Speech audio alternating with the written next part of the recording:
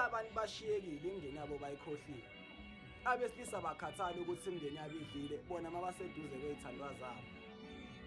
Bahlale khona kubafanele bazoshada kanjani umzali akhalaza abe nesibibithwana inkemane isikela kwenolile besebenza kodwa benganaki emndenini.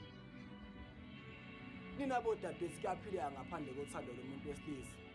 Ukungabikho kwamathuba omsebenzi kunenze naphendula imizimba yena ama-CV manifuna imali emadodeni.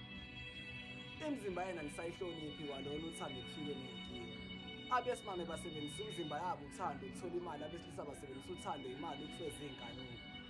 Kwathi omunye inikanika ucabhayiyana umdlalo ongavamile. Kuqaleni lokuthi ukuze nabantu besimame nithola uthando oludlisa abantu besilisa. La madoda anemndeni uma engasaphonsi nokuncane ekhaya lingasamuzana ngephunga idlozi izibusiso zempilo bayayithola kobani. Nina nifike nikhalela abazali benu ngamadodeni aniphendula ama-punching bag mase nithola induduzo nibuyele khona sonithini thina ngoba namadela kufa.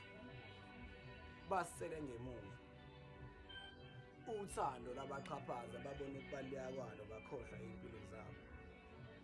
Nina nifike nihlubunge nikhethe izinkamu zaFaro ngoba ngithe zaFaro le nkamu nina bontaba akayikhonja nisifunayo. Ithi ngahamba idla udaka nina uthando luzonithanda kanjani ningalwazi. Omunye injabulo yakho uyibona endodeni kodwa kwathiwa akaqoma imfundo khona azoba nakho konke empilweni. Le ngane zene niyibiza ngothando ziyisikhumbuzo entweni eyanihlula. Wakhula umntwana ezaze uthando kodwa ubaba nomama baphenduka inkukhu nempanga ngokuvela kwakhe.